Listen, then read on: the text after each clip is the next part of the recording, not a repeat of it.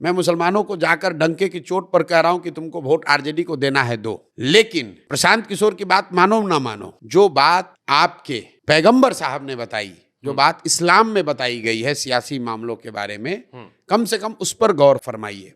मुसलमान आज बिहार में दलितों के बाद सबसे ज्यादा गरीब और फटेहाल है, फिर भी मुसलमान आरजेडी को वोट देता है। मुसलमान ये खड़ा होकर कहता है क्या करें, हम तो भाजपा के डर से देते हैं, लालू जी के अलावा कोई विकल्प नहीं है, हमको तो सबने ठगा है। तो मैं उनको कुरान के हवाले से बताता हूं कि भाई पैगंबर साहब ने कहा कि जिस कौम को अपने रहनुमाओं की समझ न हो उसके ऊपर जालिम हुक्मरानों को मुसल्लत कर दिया जाता है। तो अगर आप ये कह रहे हैं कि आज के हुक्मरान जालिम हैं, तो पैगंबर साहब की बात कही हुई गलत तो हो नहीं सकती। उस पूरे लाइन को पढ़ो। उन्होंने कहा कि जालिम हुक्मरान आप पर तब मुसल्लत किए जाएंगे जब आप गलत रहनुमाओं का चुनाव करेंगे।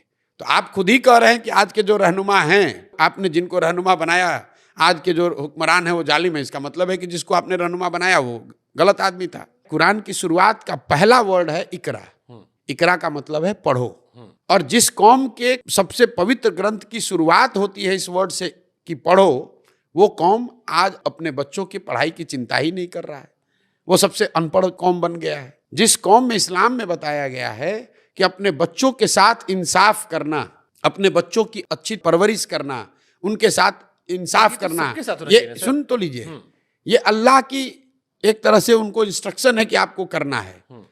और आप अपने बच्चों का जो हक मार कर जा रहे हैं, जो लूट रहे हैं, आपके बच्चों को जिन्होंने अनपढ़ मजदूर बनाया है, उन बच्चों की चिंता न करके भाजपा के डर से लालटेन को वोट दे रहे हो। यार आपको लग रहा है केवल डर से वोट दे रहा है? बिल्कुल, मुसलमान सिर्फ भाजपा के डर से वोट देता है। और यही बात मैं मुसलमानों को कह रहा हूं कि भाई आप कहते हो कि आप अल्लाह को छोड़कर किसी से नहीं डरते हो, और यहाँ हालात ये है कि भाजपा का डर दिखाकर चोर बदमाश डकैत भी आपसे वोट ले जाता है।